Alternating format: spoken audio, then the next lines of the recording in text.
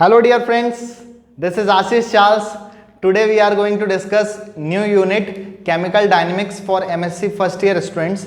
और ये chemical dynamics हमारा जो केमिकल डायनेमिक्स के नाम से नहीं है, केमिकल काइनेटिक्स के नाम से क्लास 12 का पोर्शन भी होता है, फोर्थ वाली यूनिट होती है उनके पास। तो केमिकल काइनेटिक्स और डायनेमिक्स एक ही जैसे, लेकिन यहाँ पे थोड़ा सा ब्रॉड टॉपिक्स हैं, कुछ बड़े वाले टॉपिक्स हैं। काइनेटिक्स में भी हम पढ़ते थे, काइनेटिक्स का ही पोर्शन है, क्योंकि डायनेमिक का दूसरा मतलब भी मोशंस ही होता है। मोशंस मतलब मूवमेंट है, काइनेटिक्स ही है, गतिज से मतलब है। तो यहाँ पर भी हमें वही डिस्कशन करना है। तो हमारे पास इसमें जो हमें सबसे पहला टॉपिक आज डिस्कस करना है वो है आपका कोलिजन थ्योरी। तो कोलिजन थ्योरी पे आज हम बात करने वाले हैं। तो कोलिजन थ्योरी क्या होता है, आओ सीखें। तो कोलिजन थ्योरी में क्या होता है आपके पास कि सबसे पहले इसके हिसाब से कोलिजन थ्योरी के अकॉर्डिंग रिएक्शन को प्रोसीड होने के लिए क्या शर्तें हैं, क्या कंडीशंस हैं कि रिएक्टेंट मॉलिक्यूल आपका प्रोडक्ट में कन्वर्ट हो जाए। तो उससे पहले आपको एक चीज़ समझनी पड़ेगी। यहाँ पे बेसिकली मैं आपको एक चीज़ टर्म क्लियर कर लेता हूँ पहले। केमिकल रिएक्शन आप लोग बहुत बेहतर ढंग से जानते हैं। थोड़ा सा अगर मैं आपको बेसिक्स में लेके जाऊँ तो मैं आपको बता दूँ कि दो या दो से ज़्यादा सब्सटेंस आपस में मिलकर के कुछ नया सब्सटेंस बनाते हैं। इस प्रोसेस को केमिकल रिएक्शन कहते हैं। अगर केमिकल में कोई चेंज हुआ हो तो उसे केमिकल प्रोसेस कहते हैं। तो इन जो भी रिएक्टेंट जो भी सब्सटेंसेस रिएक्शन में पार्टिसिपेट करते हैं उन्हें रिएक्टेंट कहते हैं, अभिकारक कहते हैं, रिएक्टेंट कहते हैं। और जो इसमें आपके पास एक जो पार्ट है उसे बेस पार्ट कहते हैं, और जो अटैक करने आता है that is called reagent part, may be electrophile और न्यूक्लियोफाइल। और आपके पास ये अटैक करके कुछ प्रोडक्ट बनाते हैं। और जो दो या दो से ज़्यादा चीज़ें मिल रही है, मिल करके अंदर कुछ घुचुड़ कर रही है, उस प्रोसेस को ही केमिकल रिएक्शन कह रहे हैं। जो बनता है उसे प्रोडक्ट कह रहे हैं। और इनको क्या क्या कह रहे हैं वो लिखा है आपके सामने, बता दिया मैंने। नेक्स्ट हम बात करते हैं, एक होती है फिजिकल प्रोसेसेस। कुछ फिजिकल प्रोसेसेस होती हैं, कुछ केमिकल प्रोसेसेस होती हैं। तो फिजिकल प्रोसेसेस में बेसिकली क्या होता है कि फिजिकल प्रोसेस में आपके पास केमिकल में कोई चेंज नहीं होगा। एक एग्जांपल से दोनों को समझने की कोशिश करते हैं, आओ सीखें। आपका ये बर्फ़ है, आपने इसे गर्म किया, गर्म करने के बाद ये पानी बना, आपने इसे और गर्म किया, ये वेपर बन गया।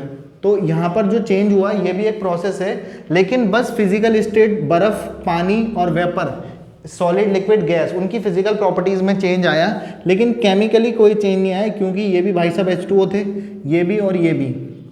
तो केमिकली इसमें कोई भी चेंज आपके सामने नहीं आया। That process are called physical process. And that kind of process, for example H2 plus half O2 gives H2O। तो H2 और O2 आपस में मिलकर के आपका H2O बना रहे हैं। तो हाइड्रोजन की अपनी फिजिकल केमिकल प्रॉपर्टीज़ होती है, ऑक्सीजन अम्मा की अपनी फिजिकल केमिकल प्रॉपर्टीज़ होती हैं, और H2O की प्रॉपर्टीज़ अपनी अलग है। इवन देखो आप यहाँ ध्यान से देखो तो दोनों ही गैसेस आग को जलाने का काम करती है, दोनों की प्रेजेंस में आग जलती है, लेकिन वो आग बुझाने का काम करता है। तो उसकी प्रॉपर्टीज़ बिल्कुल चेंज हो गई। दूसरा, केमिकल ही चेंज हो चुका है। ये हाइड्रोजन बहन थी, ये ऑक्सीजन अम्मा थी, और वो पानी वाले भाई साहब बन गए। तो यहाँ पर that is called chemical process. जहाँ पर कभी भी कोई भी केमिकल चेंज हो जाए वो केमिकल प्रोसेस, केमिकल में कोई चेंज ना आए वो फिजिकल प्रोसेस। सिर्फ फिजिकल प्रॉपर्टीज में चेंज आए। Physical properties are those properties which can be defined on the basis of our ज्ञानेंद्रियों के आधार पर, अपने सेंसेस के थ्रू पता कर पाते हैं वो सॉलिड है, लिक्विड है, गैस है, उसकी स्मेल कैसी है, उसका टेस्ट कैसा है, वो सब चीज़ें फिजिकल प्रॉपर्टीज़ में आती हैं। तो फिलहाल हमारा टॉपिक उद्देश्य ये नहीं है, हमारा टॉपिक इस टॉपिक से है, लेकिन हम बताना चाह रहे थे कि केमिकल रिएक्शन हो रही थी। तो ये उसकी कहीं ना कहीं कोलिजन थ्योरी उसकी मैकेनिज्म को समझाने का काम कर रहा होता है। तो हम इसको समझने की कोशिश करते हैं, आओ सीखें। तो according to this theory, reactant molecule assumes as a solid sphere. Reactant molecule को एज अ सॉलिड स्फीयर माना जाता है, गोलों की तरह माना जाता है। सपोज ये रिएक्टेंट मॉलिक्यूल है A और B, देखो कितने प्यारे लग रहे हैं हंसते हुए, ऐसे मत बना देना पेपर में। A और B आपस में मिले और मिल करके इन्होंने कुछ कुछ अंदर किया, जो भी घुचुड़ किया, जिस प्रोसेस को आप केमिकल रिएक्शन कह रहे थे, और फाइनली इन्होंने कुछ नया सा कुछ बनाया जिसको आप प्रोडक्ट कह रहे थे। लेकिन आपको रिएक्टेंट से प्रोडक्ट में बदलने के लिए आपको इस एनर्जी बैरियर को क्रॉस करना था, आपको इस मिनिमम एनर्जी बैरियर को क्रॉस करना था। अगर वो आप उछल के यहाँ तक नहीं जा पाओगे तो आपका प्रोडक्ट में कन्वर्जन नहीं होगा। तो आपने क्या करा, रिएक्टेंट मॉलिक्यूल को इधर की तरफ आप क्या देख रहे हो, एनर्जी देख रहे हो, और इस तरफ रिएक्शन प्रोसीड कर रही है। मतलब A और B आपस में मिलकर के क्या बना रहे हैं, प्रोडक्ट में कन्वर्ट कर रहे हैं। तो जितनी स्पीड से ये करेंगे तो उतना रेट फास्ट होगा, जितने स्लोली ये करेंगे उतना रेट स्लो हो जाएगा। तो रेट के आधार पर ही डायनेमिक्स या रेट या काइनेटिक्स के आधार पर ही हम इन चीज़ों पे बात कर रहे हैं। यूनिट का नाम भी हमारा उससे रिलेटेड है। अब क्या हुआ कि रिएक्टेंट मॉलिक्यूल को आपने गोले माना, ये आपस में टकराते हैं और ऐसा कोलिजन थ्योरी कहती है कि टकराने से ये एनर्जी प्रोड्यूस करते हैं। अगर वो एनर्जी इस मिनिमम एनर्जी बैरियर को क्रॉस कर जाएगी then reactant will be converted into product. और अगर वो उनके टकराने से जो एनर्जी प्रोड्यूस हो रही है वो इस मिनिमम एनर्जी बैरियर को क्रॉस ना कर पाए, सपोज ये उछल के यहाँ तक पहुँचे तो इस लेवल को क्रॉस नहीं कर पाए, तो वो दोबारा इसी में कन्वर्ट हो जाएंगे और आपका रिएक्टेंट प्रोडक्ट में कन्वर्ट नहीं होगा, यानी कि आपके पास केमिकल रिएक्शंस नहीं होगी। ठीक है, तो आपके पास the minimum amount of energy required to convert reactant molecule into product, the minimum amount of energy जितनी उसे मिनिमम चाहिए ही चाहिए इससे इसमें बदलने के लिए, that minimum amount of energy is called threshold frequency, that is called threshold frequency और थ्रेशोल्ड एनर्जी, देहली ऊर्जा या देहली आवृत्ति भी कहते हैं इसको। और क्योंकि अगर आप इस ग्राफ को ध्यान से देखो तो आपके पास रिएक्टेंट, ये रिएक्टेंट है, मैंने ये ग्राफ यहाँ से ड्रॉ नहीं किया। अगर मैं यहाँ से ड्रॉ करता इसका मतलब रिएक्टेंट की एनर्जी शुरू में कितनी थी, 0 थी। लेकिन हम जानते हैं कि हर किसी एटम आयन मॉलिक्यूल के पास सबकी खुद की एनर्जी होती है, जिसे आप उसकी इंटरनल एनर्जी कह सकते हैं। जैसे मैं आपके सामने कुछ पढ़ा रहा हूँ तो मेरे अंदर कुछ एनर्जी है जिसके आधार पर मैं आपसे कुछ कह पा रहा हूँ, अदरवाइज आप मुझे ICU में देख रहे होते। बाकी फिलहाल रिएक्टेंट मॉलिक्यूल के पास जो खुद की एनर्जी है वो आपके पास इतनी एनर्जी तो उसके पास पहले से ही है। अब उसे इससे यहाँ तक पहुँचने के लिए उसे सिर्फ कितनी एनर्जी की रिक्वायरमेंट है, सिर्फ इतनी एनर्जी चाहिए रिएक्टेंट को प्रोडक्ट में बदलने के लिए। और ये एनर्जी मैं आपको फिर से बता दूं, ये एनर्जी जो है वो रिएक्टेंट की एनर्जी है और ये जो एनर्जी है, क्योंकि यहाँ से आप एनर्जी मेजर कर रहे हो तो ये एनर्जी प्रोडक्ट की है। तो फिलहाल मैं आपको एक चीज़ और बताऊंगा इसके बाद। अभी आपको यहाँ से यहाँ तक पहुँचने के लिए इतनी एनर्जी चाहिए थी, लेकिन इतनी आपके पास थी, तो आपके पास सिर्फ आपको इतनी एनर्जी की रिक्वायरमेंट है। तो that energy is called activation energy and denoted by EA। Activation energy कहते हैं, सक्रियण ऊर्जा कहते हैं। तो ये कॉन्सेप्ट है। बाकी रिएक्टेंट की एनर्जी ज़्यादा थी, प्रोडक्ट की एनर्जी कम हो गई, यानी कि इतनी कम हो गई तो इतनी एनर्जी कहाँ गई, उड़ गई। तो ये जो ग्राफ है वो एक्सोथर्मिक का ग्राफ है। एक्सोथर्मिक में क्या हो गया, यहाँ से यहाँ पहुँचने पर एनर्जी रिलीज हो गई, इतनी एनर्जी रिलीज हो गई।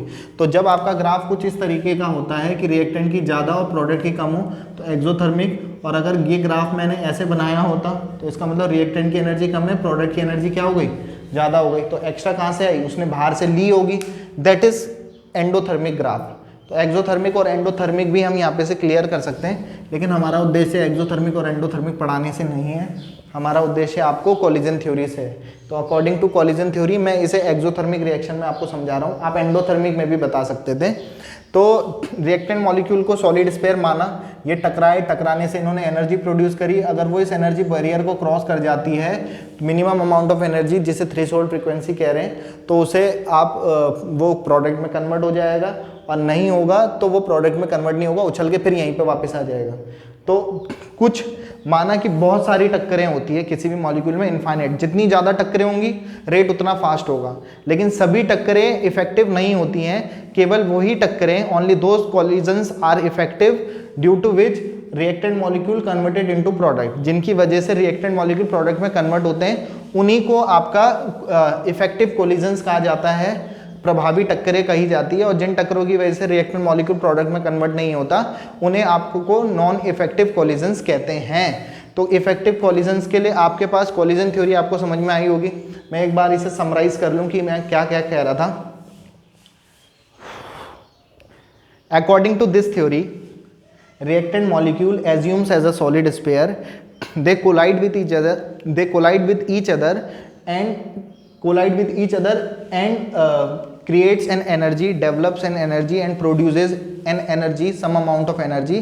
If this energy is greater than the minimum energy required to convert reactant into product, that means threshold frequency, then reactant molecule will be converted into product. Otherwise reactant molecule will never be converted into product. The collisions due to which reactant molecule converted into product is called effective collisions, and the collision due to which reactant molecule do not converted into product called non-effective collisions. That are the points of this theory, and the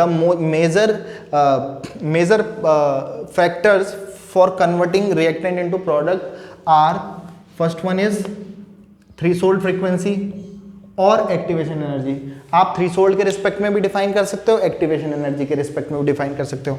आपको अगर activation energy factors affecting में बोलूँ आपके पास, तो factors affecting में सबसे major important चीज़ जो है वो आपके पास अगर मैं बोलूँ तो सबसे पहला मेजर तो बस इस यूनिट के हिसाब से या इस टॉपिक के हिसाब से कॉलिजन्स ही है, क्योंकि अगर कॉलिजन ही नहीं होंगे तो इस बात का कोई मतलब ही नहीं रह गया। ठीक है, दूसरा इंपॉर्टेंट पॉइंट जो है वो आपका क्या है, एक्टिवेशन एनर्जी बोलो या आप थ्रेशोल्ड फ्रीक्वेंसी बोलो, तो ये एक मेजर फैक्टर है जो क्या करते हैं, कॉलिजन थ्योरी को इफेक्ट करने में सबसे ज़्यादा सहायक होते हैं। तीसरा एक मेजर फैक्टर जो है जो हम आपको बताने वाले हैं वो आपका कैटलिस्ट है। इस थ्योरी को जो इफेक्ट करने वाला फैक्टर है वो आपका ये कैटलिस्ट है। चौथा एक और पॉइंट है स्पेसिफिक ओरिएंटेशन। इस बात का क्या मतलब है, इसे मैं क्लियर कर लेता हूँ। तो आपको ये दो चीज़ें तो क्लियर हो ही गई होगी जितनी मैंने बातें करी। कैटलिस्ट के हिसाब से क्या होता है, आप कैटलिस्ट को बहुत अच्छे से जानते हैं। Catalyst are those external substances which decreases the rate of reaction and also take participate in a chemical reaction। वो participate भी करते हैं, बुक्स बताती है कि वो नहीं करते, लेकिन जब आप मैकेनिज्म देखते हैं तो आपको पता चलता है कि सबसे पहले एक्चुअली कैटलिस्ट ही पार्टिसिपेट करता है। तो कैटलिस्ट रेट को बढ़ाता भी है, घटाता भी है। तो एक्चुअली कैटलिस्ट की वजह से रेट बढ़ता या घटता क्यों है, तो मैं आपको उस चीज़ को यहाँ पे कवर करता हूँ। देखो ध्यान से समझना। तो आपके पास मैं यहाँ पर समझाने के लिए वो वाला मार्कर नहीं चल रहा है, ठीक है। नेक्स्ट यहीं पे देखते हैं। चलो, आपके पास ये जो रिएक्शन हो रही थी ये बिना कैटलिस्ट की वजह से थी, बिना कैटलिस्ट की वजह से ये रिएक्शन थी। अब आपके पास ये रिएक्टेंट थे ए और बी और ये प्रोडक्ट आपका पी बन रहा था। अब आपने रिएक्शन में क्या किया, कैटलिस्ट भी मिला दिया। तो कैटलिस्ट क्या करता है, एक नया पाथ प्रोवाइड करता है रिएक्शन को होने के लिए। अब नया पाथ प्रोवाइड करता है तो पहली तो एक्टिवेशन एनर्जी इतनी सी थी, पर अब इतनी चाहिए थी, पर अब उसे सिर्फ इतना सा उछल के जाना है। तो जब कैटलिस्ट ने क्या करा, इतना उछलने के बजाय उसने इस एक्टिवेशन एनर्जी को कम कर दिया। जब कम कर दिया तो वो इतनी जल्दी जल्दी उछल के काई में कन्वर्ट हो जाएगा, प्रोडक्ट में। तो इसी वजह से रेट क्या हो जाते हैं, फास्ट हो जाते हैं। ऐसी तरीके से ही कैटलिस्ट क्या करता है, इफेक्ट करता है रिएक्शन के रेट को। दूसरी बात है स्पेसिफिक ओरिएंटेशन की। तो स्पेसिफिक ओरिएंटेशन को हम क्लियर करते हैं। या फिर कई बार देखो ऐसा भी हो सकता है कि कैटलिस्ट क्या करा है, एक्टिवेशन एनर्जी को कम कर दे, या ऐसा भी हो सकता है कि कैटलिस्ट एक्टिवेशन एनर्जी को बढ़ा दे। तो पहले तो उसे सिर्फ इतना उछलना था, लेकिन अब उसे इतना उछल के जाना है। जब इतना उछल के जाएगा तो रेट और स्लो हो जाएगा। तो ये इसका इफेक्ट है कैटलिस्ट का। दूसरी हम इसमें बात करते हैं आपके पास इससे जुड़ने की। तो सपोज आपके पास जैसे सपोज स्पेसिफिक ओरिएंटेशन को मैं क्लियर कर दूं, तो स्पेसिफिक ओरिएंटेशन का क्या मतलब होता है। स्पेसिफिक का मतलब वैसे भी क्लियर है, ओरिएंटेशन का मतलब होता है अरेंजमेंट। अरेंजमेंट फिक्स होने चाहिए। आपने जिससे जोड़ना है उस बात का ध्यान रखना है। जैसे सपोज आपके पास कोई ए बी मॉलिक्यूल है, HCl टाइप मॉलिक्यूल है या कोई भी टाइप मॉलिक्यूल है, आपने इसकी रिएक्शन कराई CD से, लेकिन आप चाहते हो कि B वाला जो है वो C से जुड़े, या A वाला C से होना चाहिए। मतलब आपका प्रोडक्ट ये बनना चाहिए AC और प्लस BD, ये प्रोडक्ट आपका बनना चाहिए। तो ये प्रोडक्ट फॉर्मेशन होने के लिए आपका इनका अरेंजमेंट पहले किस तरीके से रहा होगा। तो ये जिससे जुड़ना है उसे उसी के सामने आना चाहिए। तो जैसे C और ये D है आपका, तो ये इसके A को C के साथ ही जुड़ना चाहिए और B को D के साथ ही जुड़ना चाहिए। आप इसे इंटरमीडिएट, इसे आप ट्रांजिशन स्टेट बोलें या जैसा भी समझना चाहे। तो पहले इससे ये बनेगा, देन ये इसमें कन्वर्ट हो जाएगा। तो जब तक आपको, अगर देखो यहाँ से देखो तो B किसके सामने है, C, जबकि B ने C से जुड़ना ही नहीं है, B ने D से जुड़ना है। तो जिससे जुड़ना है, आफ्टर ऑल जब प्रोडक्ट बनेगा तो उसका ओरिएंटेशन उसके सामने ही होना चाहिए। That is called specific orientation. तो हम यहाँ पर आपको कॉलिजन थ्योरी बता चुके हैं। कॉलिजन थ्योरी को इफेक्ट करने वाले फैक्टर्स पे बात कर चुके हैं, जिसमें आप ये और ये, आप चाहो तो इस एक्टिवेशन एनर्जी के साथ थ्रेशोल्ड फ्रीक्वेंसी भी कह सकते हैं। आप अगर एक्टिवेशन एनर्जी को एक्सप्लेन करना चाह रहे हैं तो आप एक्टिवेशन एनर्जी को इस टर्म में भी एक्सप्लेन कर सकते हैं कि दैट इज थ्रीशोल्ड एनर्जी और थ्रीशोल्ड फ्रीक्वेंसी, थ्रीशोल्ड फ्रीक्वेंसी और थ्रीशोल्ड फ्रीक्वेंसी में से आप माइनस कर दो रिएक्टेंट की एनर्जी। अगर आप इस एनर्जी में से देखो, इस एनर्जी में से अगर इस एनर्जी को माइनस कर दो तो आपके पास यही तो बचेगा, इसी को आप एक्टिवेशन एनर्जी कह रहे हैं। Threshold frequency minus energy of reactant, reactant की एनर्जी को हम क्या कर लेंगे, माइनस कर लेंगे, तो जो भी हमारा बचेगा वो आपका क्या हो जाएगा, वो आपका एक्टिवेशन एनर्जी कहलाएगा। तो हमने जितने भी फैक्टर्स वगैरह थे तो इससे रिलेटेड हमने आपको बात करी, आप इसका स्क्रीनशॉट ले लो समझने के लिए, बाकी हम एक्सप्लेन कर चुके हैं, नोट से रिलेटेड हम बात कर लेंगे। सो हेलो डियर फ्रेंड्स, इसी में हम आगे बढ़ रहे हैं। हमने आपको बताया था कि आपके पास किस तरीके से कोलिजन थ्योरी थी, उसको इफेक्ट करने वाले फैक्टर्स थे। तो अब हम यहाँ पे नए टॉपिक पे बात करने वाले हैं, for an elementary same bimolecular reaction. Bimolecular reaction है मतलब वो जो मॉलिक्यूल है वो सेम है। अब आपके पास जब दो मॉलिक्यूल होंगे तभी तो आपस में टकराएंगे, टकराने के लिए कम से कम दो मॉलिक्यूल चाहिए। बायोमोलिकुलर टाइप रिएक्शन नहीं समझ रहे हैं हम, लेकिन दोनों मॉलिक्यूल सेम है। तो पहला केस है ये, केस फर्स्ट सेम वालों के लिए और ये डिफरेंट वालों के लिए, बस इतना सा डिफरेंस है। तो इसके लिए हम यहाँ पर Z जो लिखा हुआ है इसे बोलते हैं कॉलिजन नंबर, कितने नंबर ऑफ कॉलिजन या कॉलिजन फ्रीक्वेंसी कहते हैं कि कितने कॉलिजन्स हो रहे हैं पर सेकंड में, जितने भी कॉलिजन्स पॉसिबल होते हैं that is called collision number और collision frequency which is given by 1/√2 pi sigma square mu bar Na square. तो जहाँ पर आपको ये कॉलिजन डायमीटर है, कॉलिजन डायमीटर का क्या मतलब है कि दो रिएक्टेंट मॉलिक्यूल आपस में कॉलिजन कर रहे हैं, इसका न्यूक्लियर और इसके न्यूक्लियस, ये रेडियस और ये रेडियस, तो ये डिस्टेंस है आपकी डायमीटर, तो that is called collision diameter. तो कॉलिजन डायमीटर है सिग्मा, आपके पास म्यू बार जो है वो एवरेज स्पीड है विच is given bye √8 kBt upon pi ma।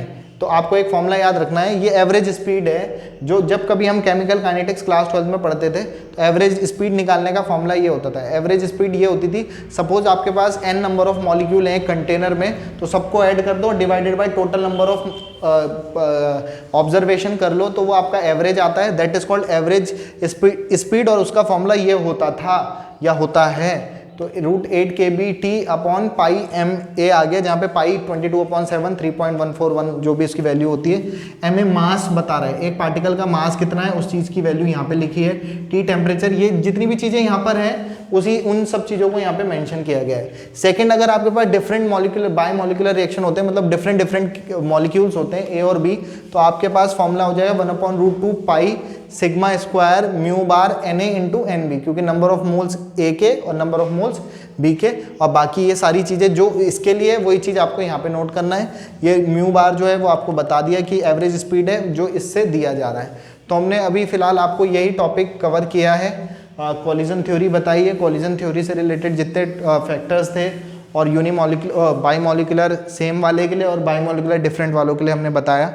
और बस यही हमारा आज का टॉपिक था। आज की वीडियो भी पार्ट फर्स्ट इसी पे हम यहीं पे ख़त्म करते हैं। बाकी जी लो अपनी ज़िंदगी, कल ही पियेंगे आप लोगों का खून। Have a good day, good bye, good night, शुभ रात्रि।